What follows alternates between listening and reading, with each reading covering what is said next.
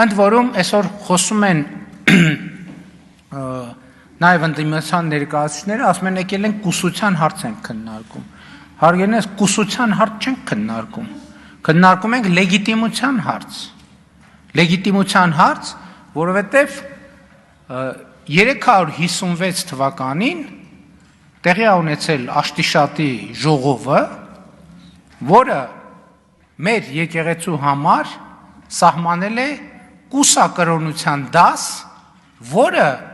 պետք է պահի եկեղեցու ավանդը և պետք է ղեկավարի եկեղեցին։ Ընդ որում հիմա կուսակրոն քահանաները իրենք ունեն վերադաս աստիճան ամուսնացյալ քահանաների նկատմամբ։ Հիմա ամուսնացյալ քահանաները ամուսնացած մարդիկ են և այսինքն ոչ մի վերապահում նրան չկա, որովհետև իրենք իրենց ուխտը չեն խախտել։